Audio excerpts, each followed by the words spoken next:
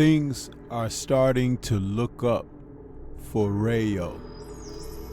After his performance Saturday, August 3rd, on the undercard as the co-main feature, challenging Cruz for his WBA junior welterweight title, he came away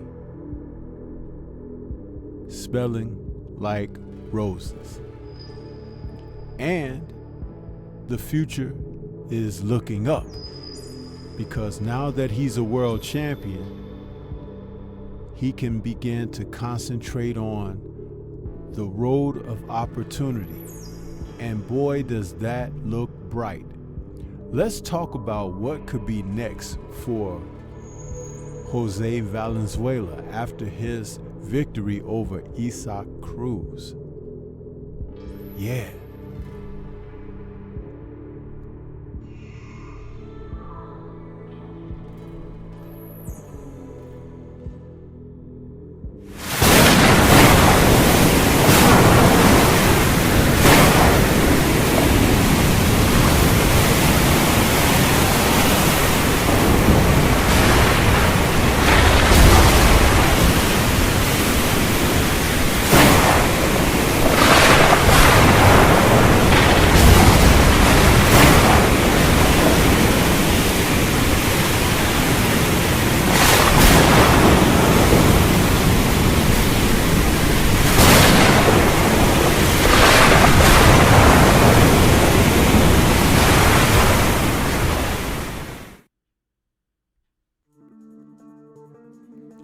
It was readily apparent when the face-off at the weigh-in, even at the press announcement that these two men would face one another August 3rd, Isaac Pitbull Cruz and Jose Rayo Valenzuela. They came together, and as anticipated, it was going to be a fire fight, but not of a slugging and knockdown drag out type of proportion. It was a calculated, technical fight, the type that would set Cruz home without his title. Yeah, because during this fight, this matchup, Valenzuela was able to come in and deliver the type of performance to be respected. I noticed early on his focus was exactly where it needed to be, and I had said during a pre-fight breakdown, if he wanted to step into the spotlight and show the world what he has, this would be the most opportune time, because after joining the likes of the Robert Garcia Boxing Academy, where champions seemingly are built and made, yeah, Jose was well on his way. Robert Garcia is turning out to be one of the best boxing trainers in the sport of boxing today, and the success that he has had with his fighters has to be spoken about.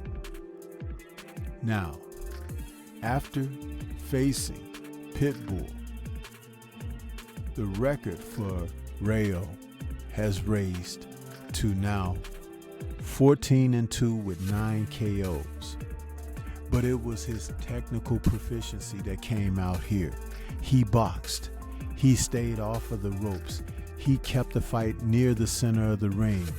He kept Pitbull at the end of his punches. And then he threw an assortment of punches, catching him with jabs, hooks, uppercuts, and occasionally overhand shots.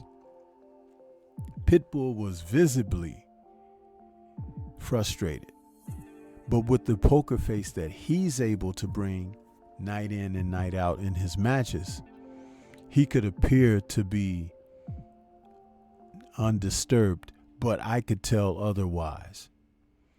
He just couldn't get to Valenzuela like he wanted to. And he thought, as in so many other battles, that he would get to him.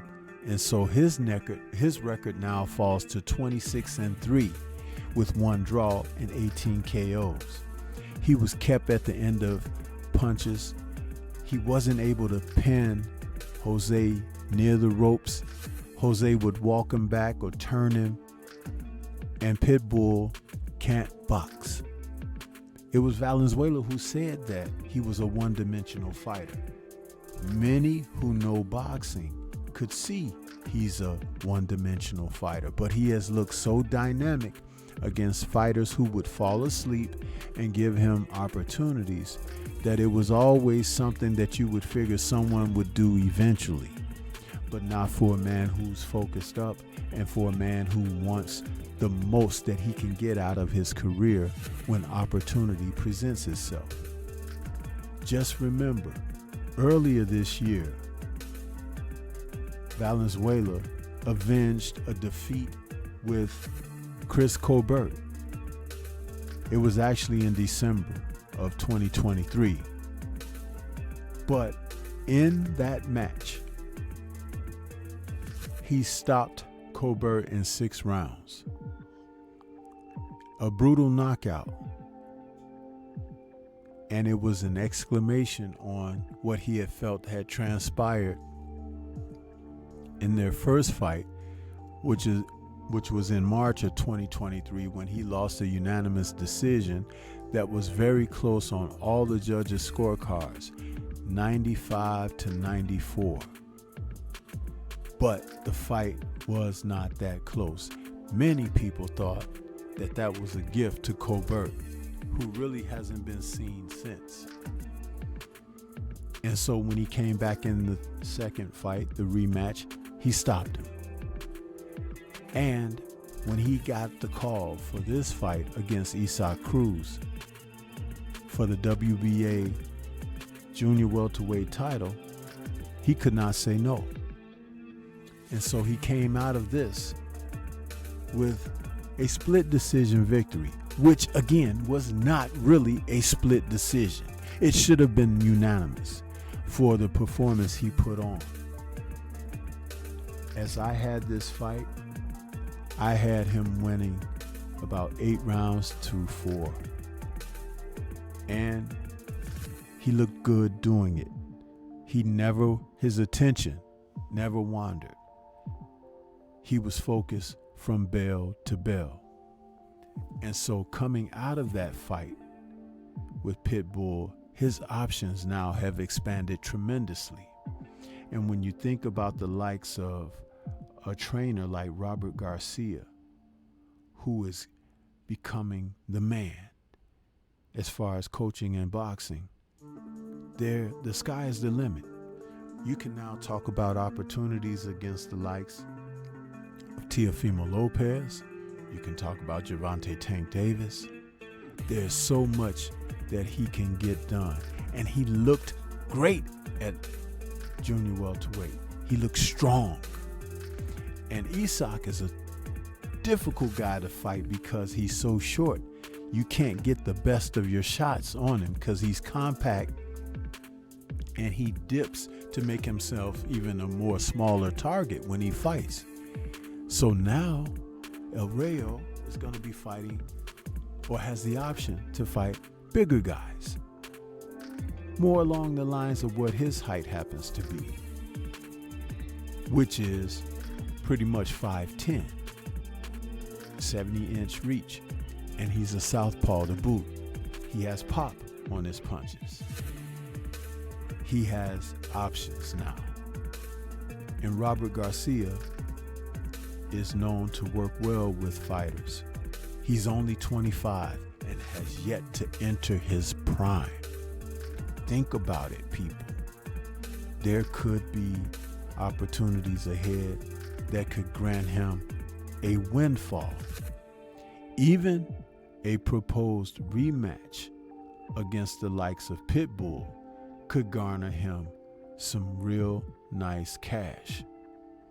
And I wouldn't think that Pitbull can change too much of what he is and what he does going into a rematch with Rayo, because he couldn't solve in 12 rounds what the problem is, and he wouldn't be able to solve it in a training camp of what the problem is. So things are really looking particularly special for Valenzuela. I love the fact that he's going to have this opportunity. Fighters like him who cut their teeth and work hard deserve to be rewarded, and so he will be. But I tell you, what do you think? This is Stormy B-Man. Shout out to the mighty LDBC and Liberated Perspective, a third eye view of the world. For more content such as this, please like, comment, subscribe, and share. Let me know what your thoughts are about El Rayo and what could be next for him, and if you really liked the fight. Were you as excited for him and his victory as everyone else was? Leave comments and let's discuss. Peace to everyone out there, and everyone please remain safe.